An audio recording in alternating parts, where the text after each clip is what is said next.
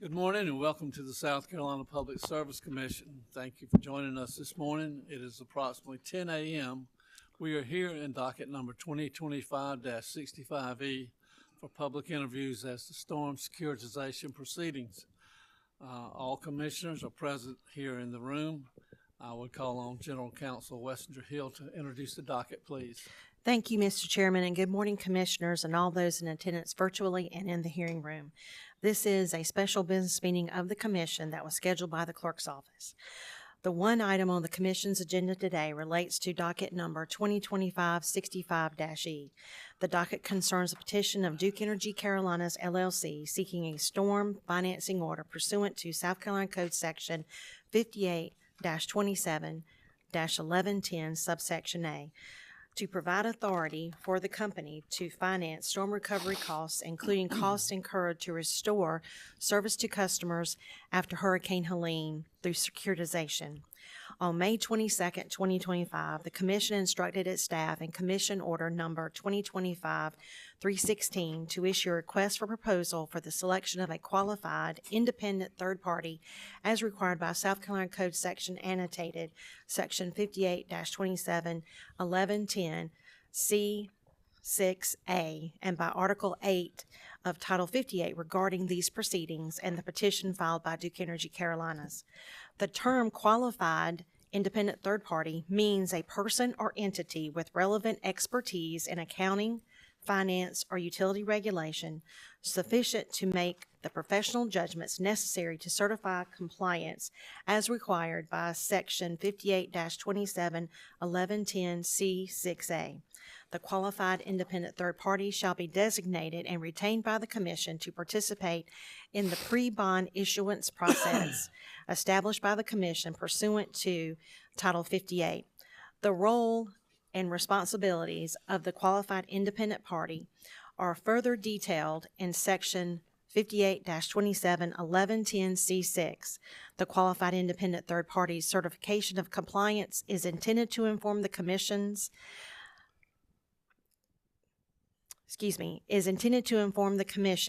along with regard to its financing order and alongside other evidence in the proceeding that is in compliance. On June 19, 2025, the Commission opened 5 proposals and these are from Atkins Capital Strategies, LLC, Charles River Associates, Hilltop Securities, Inc., PFM Financial Advisors, LLC, and Sabre Partners, LLC, which are in response to solicitation number 54000283374. Today, the Commission will conduct the public interviews of representatives from the aforementioned listed entities. Mr. Chairman, the docket is in order and the meeting is ready to proceed with the public interviews, starting first with Atkins Capital Strategies, LLC. Very good. Thank you very much. Before we begin with the interviews, I want to remind everyone the decision in this matter has not been made by the Commission in docket number 2025-65E, even though there was a settlement agreement presented by the parties of record. Therefore, I would caution everyone from trying to obtain any indication through question on how a commissioner or the Commission will potentially vote on that matter. As Ms. Wessinger Hill has stated, the purpose of these interviews is related to the 5 responses received by the Commission. By state law, the qualified independent third party designated by the Commission must act in accordance with the statutory obligations and any additional requirements established by Commission order. The qualified independent third party, number 1, must independently participate in the pre-bond issuance review process established by the Commission pursuant to Section 58-27-1110, subsection C2J, has the authority to request and receive all necessary documents, data, and information from the electrical utility to fulfill its responsibilities and ensure compliance with Section C6A and any communication that must be done through DMS of whatever nature. Even though you cannot or in any other method available to talk to the Commissioner's staff, if designated by the Commission as a qualified independent third party, the Commission and its staff cannot talk or communicate with you except through orders or filing provided to all parties. All parties must have the opportunity to be in any meeting or conference, and all parties must have the same communications intended for one and provided at the same time to all.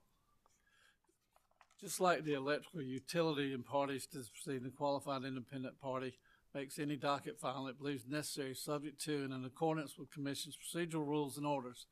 Third-party consultant may be subject to confidentiality agreements and prohibited from divulging sensitive information. Commission has a process whereby confidential information can be provided and protected from public disclosure. The qualified independent third party is subject to the same process as all parties, has the ability to communicate directly with the parties to the docket and as needed. The qualified, and I'm stressing this, the qualified independent third party cannot communicate directly or indirectly with the commission, any commissioners, or any member of the commission staff. This to prevent any ex parte communication which is prohibited by Code Section, South Carolina Code Section 58-3-260. The qualified independent third party designated by the commission must be able to work independently without involvement by the commission or its staff and be able to provide the independent conclusions as directed in the finance and ordinance applicable law.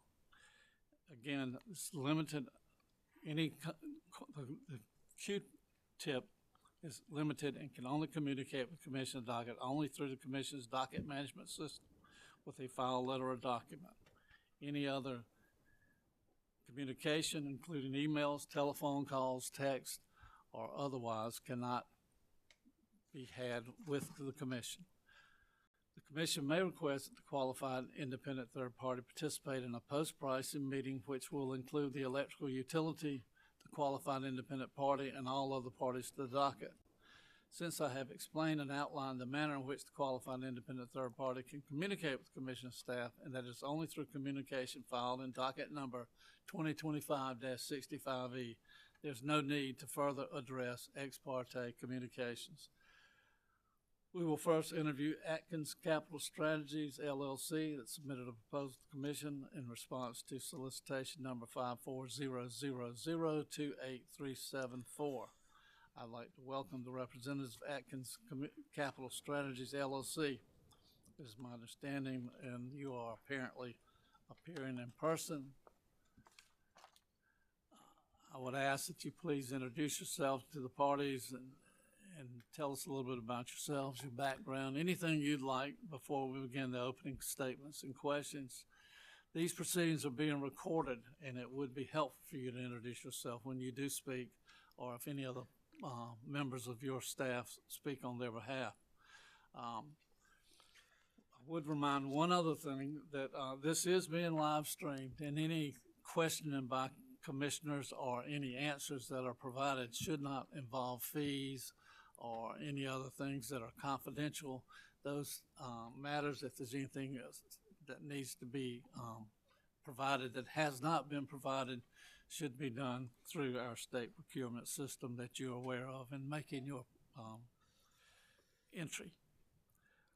Mr. Atkins, I am now going to turn it over to you, and you've answered our questions in your submission.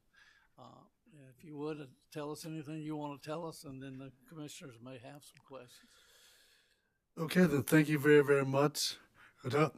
Chairman Powers, I'm Charles Atkins, and I'm CEO of Atkins Capital Strategies. And I do hope that everybody in the particular Myrtle Beach area is just fine after Chantel. I have answered all of your questions and all of Duke's questions in my presentation. And I listened to the hearings a couple of weeks ago, and I heard a lot of questions about how we can prepare for future storms. How can we structure this transaction in order to give a maximum amount of AAA funding capacity for all of the particular future storms. And I do think that there'll be storm after storm after storm after storm. And so I will briefly touch upon my experience, but my main focus is going to be to address the main drivers to how you can maximize customer benefit and also how you can maximize future AAA funding capacity. To touch upon my experience, on page 1, across my more than 34 transactions, include about $3 billion in 3 advisory assignments for a governmental entity, the Electric Reliability Council of Texas, or ERCOT. That is the electric grid operator, which is supervised by the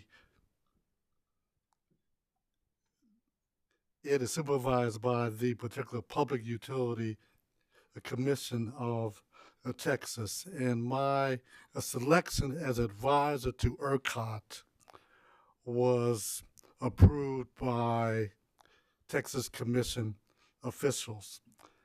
And as a part of my assignments there, I designed the securitization structure. I helped them choose underwriter teams. I advised them through the overall marketing process, the marketing plans and pricing process, and I also helped them to also do all of their issuance advice letters and all of their particular certifications. If you turn to page 2, I list all of my 34 transactions, and I will note that I have testified under oath in front of 9 different state commissions. And I have a few gray hairs. I've been doing this since 1997, and so I've seen about everything.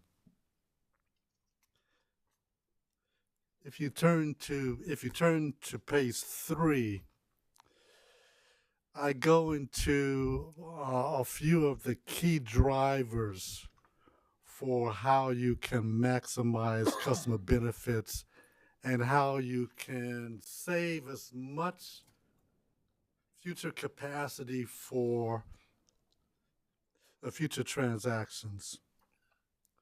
It all starts with the financing order.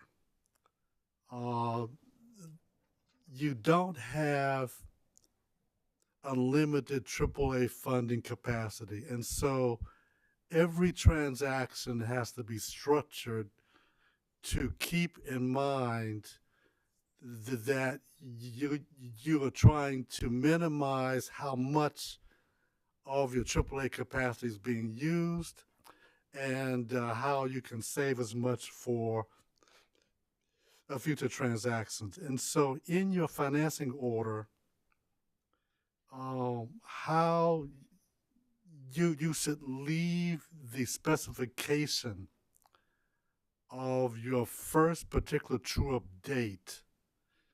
You should leave that to the issuance advice letter, because of how rating agency stress tests work in order to get a AAA rating. The particular cycle of your true-up effective dates has an impact on the amount of future AAA funding capacity. And please be free to interrupt me and ask questions because in order to maintain capacity, there are a few technical things here, but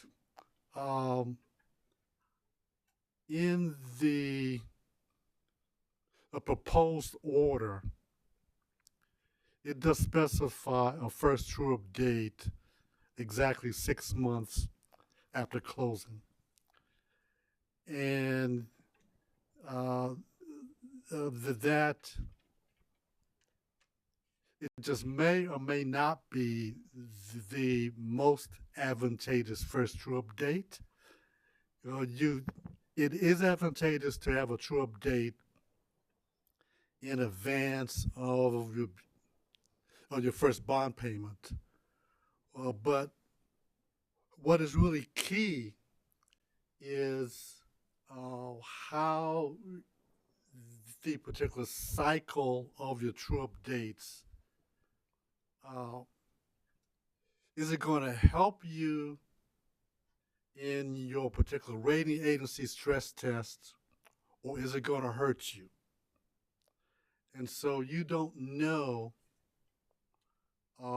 at the time of financing order issuance, you don't know what your closing date is exactly going to be, and you don't know what the particular rating agency stress tests are going to be. I will go into this a little bit further later, but for now, I do recommend that for your final order, that you leave flexibility to have the first true-up date to be set in the issuance advice letter after pricing and after your rating agency process, and so that you can choose the most advantageous cycle of actual true-up dates. I will go into this a little bit further. And one other recommendation for the particular final financing order is to think about having true-ups to become effective 30 days after a particular true-up filing instead of 60 days. In this order, it outlines that there is a possibility of having true-up effective dates occur 30 days after filing, after there have been 3 true-ups in your 2024 DEP transaction. I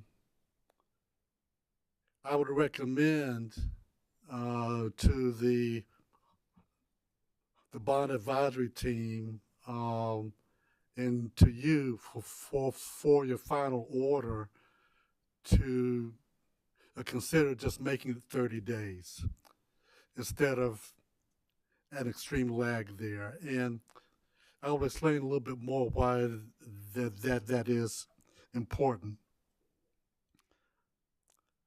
As far as transaction timing, all of the particular testimony assumed a closing date of November 30.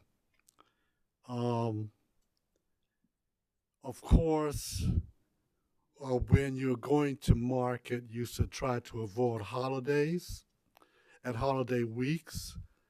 And so I do believe that if the particular bond advisory team chooses underwriters quickly, that it should be possible to price a transaction during October or at the very least, the latest, the particular first week of November. And then to move to the particular bond closing date and initial billing dates. As soon as bonds are issued, interest starts to accrue on those bonds. And how soon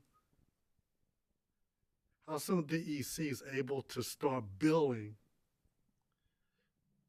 it helps to reduce the time gap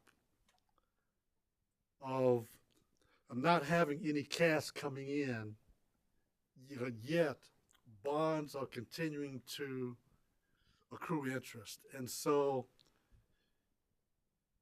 if the DEC can structure its closing date to be as close to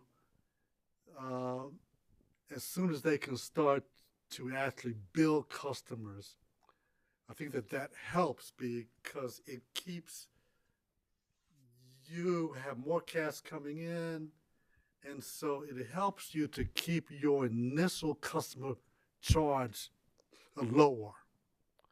So the particular longer a time gap is before cash starts to come in, the higher that initial customer charge has to be. And so I think that Duke has been very, very good about trying to have a short time frame there. But I would just emphasize that it is important as much as possible to have customer bills, which include a securitization charge, to be sent out as soon after closing as possible. And so to actually line it up to the start of a new billing cycle, it helps to lower the initial customer charge. And so to turn back to true-up effective dates, and how can you structure your true-up cycle every 6 months in order to try to maximize future funding capacity. And so AAA funding capacity, it is driven by rating agency stress tests. And there is one key rating agency stress test, a lot of stress tests, but one key test is that a lot of agencies assume every year that there are absolutely zero revenues coming in actually during the peak revenue months. And so I took a look at the DEP revenue months, and August was the particular peak revenue month. And so if it happens to be a particular similar pattern for a DEC, you need to plan for a rating agency stress test, which every single year, over 20 years, that there are absolutely zero revenues coming in 1 or 2 months every year. And so if you if you set your particular true-up effective dates and your bond payment dates to actually straddle the those 1 or 2 zero revenue stress case months, it gives the stress case cash flows more time to recover. It gives you time to have a particular true up in order to get more cash in, and it can lower how high a true up rate goes in your AAA stress case, because when rating agencies look at your future capacity, it's all based upon a AAA stress test. And it looks at how high does that true up go in a AAA stress test. And so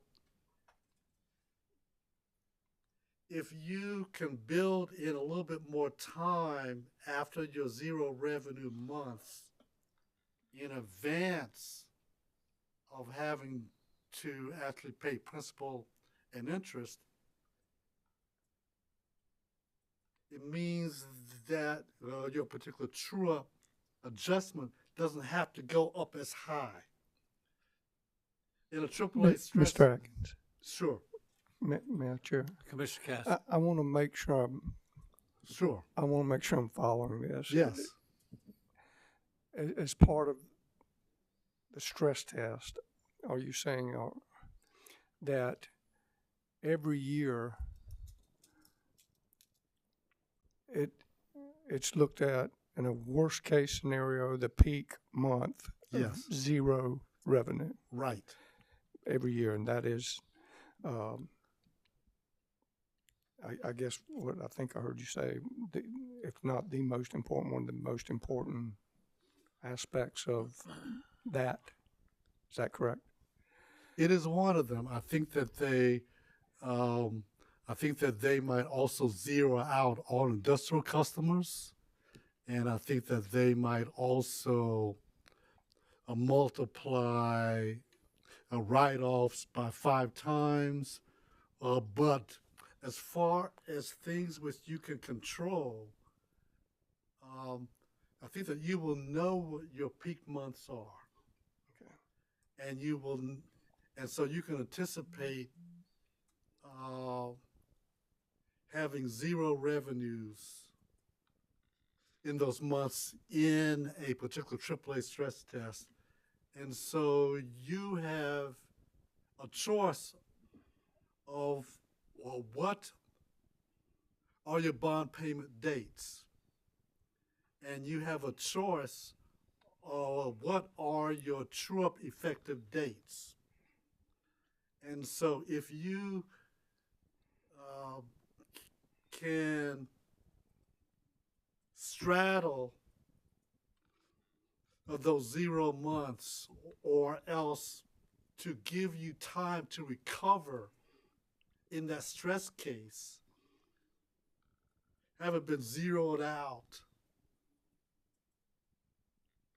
for 1 or 2 months every year, you can you can reduce how high that particular true-up goes. And because the higher a true-up goes in a AAA stress test, the less amount of future capacity you have. And so it starts with your financing order, and it starts with having flexibility about your first true-up date. It also matters after you file a true-up, after DEC calculates a true-up and files it, how fast is it going to go into effect? Because if it goes into effect 60 days after it's filed, you just have to factor that in because you will have less time to recover. Because in a true-up stress test, you know, the AAA stresses are very, very stressful. It could double charges over time.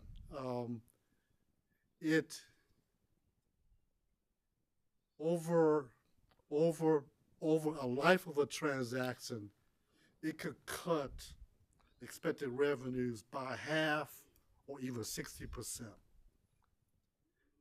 in order to pass AAA stress tests. Okay, is that, I mean, I'm trying to tie all that together. Sure. And is that part of this stress test and looking at that worst case scenario, considering or looking at the company's reserve fund, the ability to cover that or to sustain the business, you know, running things,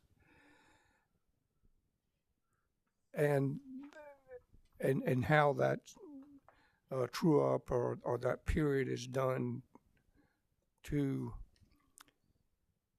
refund that? Is that what you're saying? Well, here is what you see.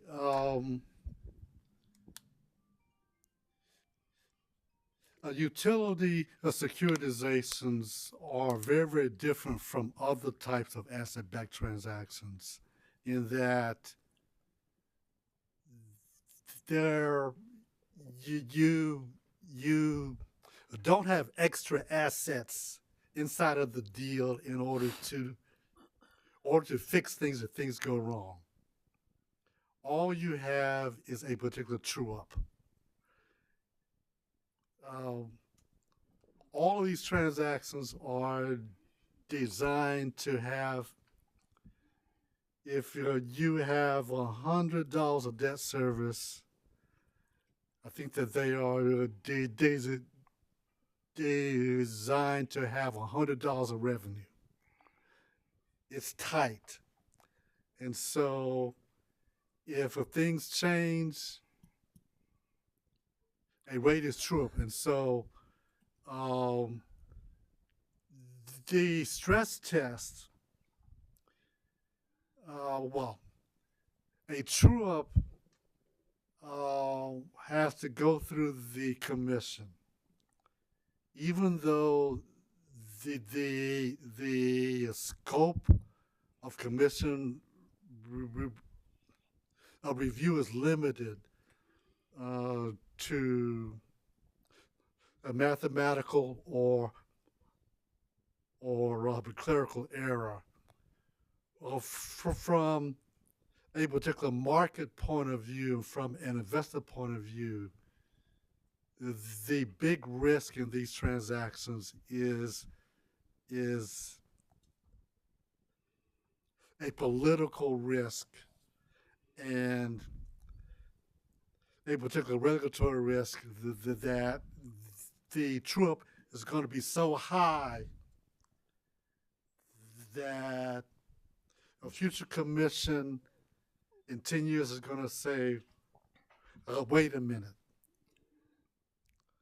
And so, in spite of everything, and so the agencies want to see how high does the true-up go and how much of a percent is it going to be of a residential customer's bill.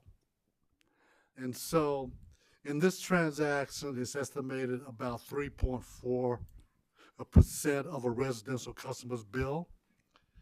In a stress case, it might go up to 6%, 7%. But every new deal you do adds to that. And so if it went up to 6% after this transaction, add another transaction, which is a similar transaction, it goes up higher and higher and higher because everything's aggregated. I didn't mean to get you sidetracked too much on that, but that did help. I understand that now, and I was thinking more in terms of like revenue bond versus the distinction that securitization and it's Yes. only for that, and that was very helpful. Thank you. Good. Mr. Chairman, if I may. Sure. Good morning, Mr. Atkins. Thank you Yes. so much for being here. Yes. I appreciate all the information you're giving us, but we're kind of on a timeline, so I want to redirect you if we could. Okay. If we Okay. could. Sure. In your response on page 2 with that chart, and it was also in your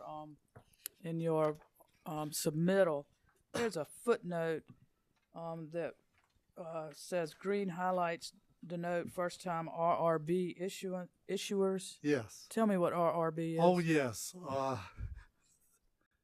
RRB are basically, it is called rate reduction bonds. And Okay. so I think that these bonds are also called rate reduction All right. bonds. I just wasn't sure that was not a abbreviation that Sure. I was really aware of. I also want to, if we could switch gears, I want to ask a little bit about an issuance advice letter, and I believe, and I've read your responses to the commissioner's questions, and also I believe Duke asked a question. With regard to, let me see, I just had it and now I lost it. Well, with regard to Duke's questions, I say issuance advice letter, I'm talking about the certification at the Yes. end. On page 11, you indicate that we have not ever declined to provide a certification or failed to complete an engagement as an advisor. Is that correct? Right. Yes. And when you have had to provide the certification, has it been a qualified or an unqualified certification? Do you know? I will not have any material qualifications. That's the term I'm looking for, is material qualifications. I will not have any material qualifications. All right. When you say I will not have any, does that mean you wouldn't sign tell me what you mean when you say I would not have any. Well, it means that the particular certification I will provide, it should be similar to the one which was done in the 2024 DEP transaction. I did look at that one, and I do understand the concerns about material qualifications, and I will definitely share a particular draft of my particular certification to the particular bond advisory team in advance. And so I would not have what the particular bond advisory team will consider to be a material qualification. Okay. I appreciate that clarification. Thank you, Yes. sir. And I really appreciate your presentation this morning. Thank you. Sure. I do have one. I have outlined a few other recommendations here, but I think that one really key one is the particular marketing benchmark, which I discuss on page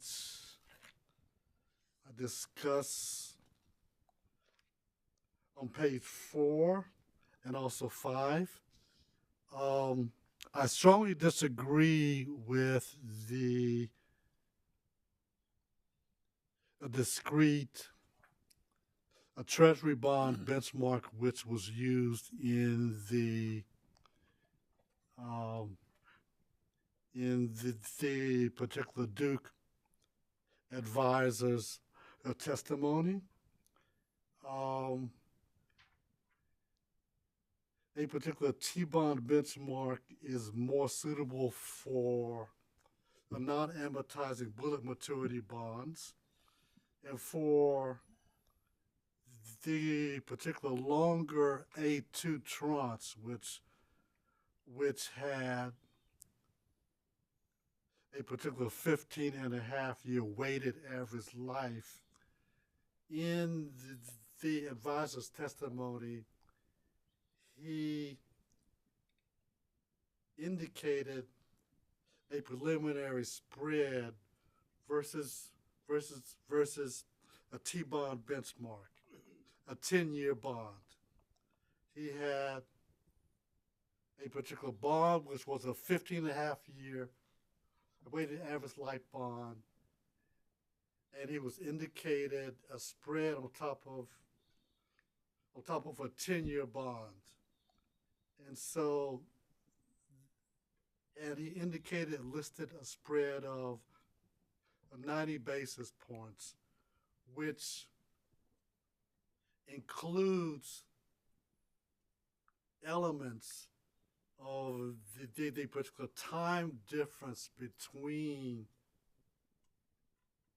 15.5 years and 10 years, and it included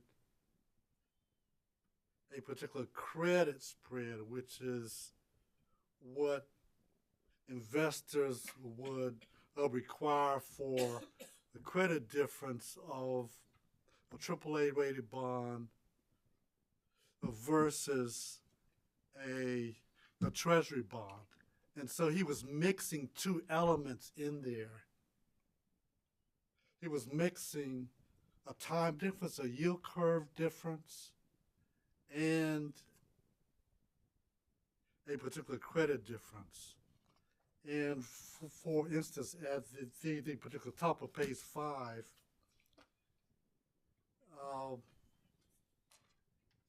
it is for amortizing bonds which are paying bonds every 6 months instead of a bond which only pays in 5 or 10 years. The particular market uses a different benchmark. It doesn't use discrete bonds because discrete bonds don't match the particular, don't match where the particular AAA bond is on a curve. And so if he had used a 15.5-year interpolated treasury curve, which is the particular market standard benchmark, he just would have shown a spread of 72 basis points instead of 90 basis points. And the particular reason why I do strongly recommend that this interpolated treasury curve benchmark be used is because when we are discussing, when underwriters are discussing with investors, I want them to focus on the credit spread. I want them to focus on the actual credit strength of this transaction, and to not mix it in with a time difference between a 15-year AAA bond and a 10-year benchmark. And so I think that it is very, very key in order to achieve the maximum customer benefits. You need to drive home credit spreads and to isolate an investor conversation. And so I do recommend and you using an I curve, interpolated treasury curve as the particular marketing benchmark. I think that as far as target investors go, a DEC has about 38 investors now for existing DEC bonds who are also active securitization investors. And so even 25 of those 38 are known as large ticket investors who could do orders of 100 million plus, like AIG, Athene, and also Wellington. And so I think that from the DEC's marketing plan, it should get feedback from 2 joint lead underwriters. I do recommend 2 joint lead underwriters. And I think that there should be a particular balance between large anchor investors and also other investors and investors who just might be new to Duke in order to have competitive pressure.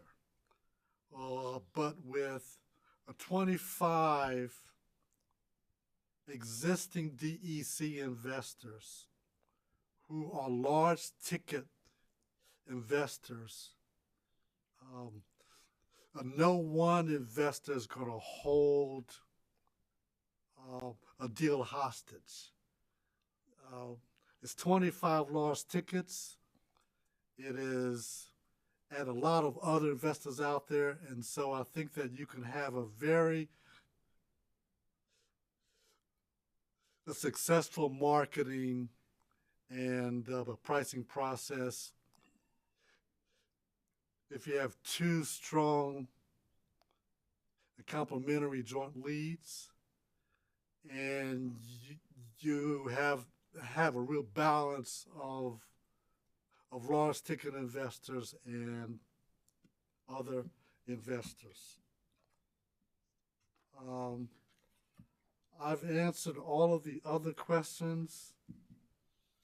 I will open it up. I've gone through a lot of quasi-technical things, but there are things which you can still do in your final order, and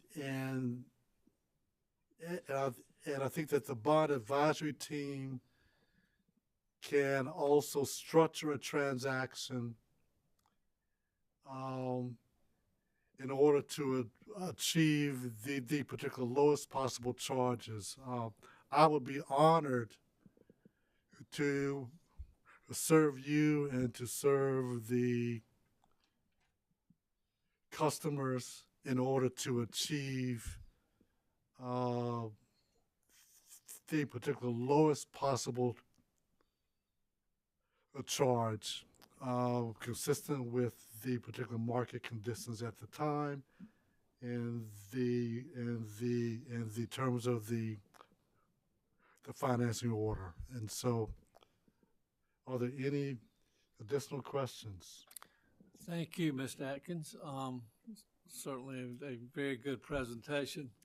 Are there any further commissioner questions?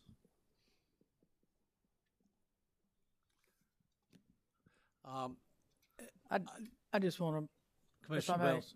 Mr. Sure. Atkins, it's me again. Sure. You understand, you've reviewed the securitization law and the amendment, Yes. this year's amendment, have you Yes. not? And you understand that if selected, you don't have communications with the commission, that Yes. the work would be done with the bond advisory team, and then we are looking for the certification letter. Do you understand that? Exactly, Okay. exactly. I would like to. I think. I think that the QITP is going to be chosen prior to the issuance of Yes, the. sir, but that's going to be separate. That'll be the order, the order that comes out of here. The QITP doesn't have any role in that. Okay. Understood. Well, I did want you to hear my views. Yes, sir. And I will. And actually, I think it's scheduled that we'll be making a decision on the QITP, not this week, but maybe next. It's either next week or the week after. It's pretty quick. Yes. This is a truncated. This whole process, once ball starts, it gathers speed pretty quickly. So, Yes. Yes. Okay. And so, in order to have future capacity, to maximize future capacity, I do urge that if anybody's listening, that the order give a flexibility on to have the particular first true update to be actually set in the issuance advice letter, and it can be semi-annual after that. And so I do urge you to consider that. Thank you very much. Any further commissioner questions? Hearing none, we will certainly consider what you've brought in. It's interesting about the I-curve and being smoother in some ways than as compared to the T-bond method. But we do appreciate your time. We certainly appreciate you taking the trouble being here in person. And as stated by Commissioner Belser, we'll be making decisions and moving real soon. Oh, then thank you very much. Thank you very much. I will and be safe honored. travels. We are in recess until 11 o'clock. Okay.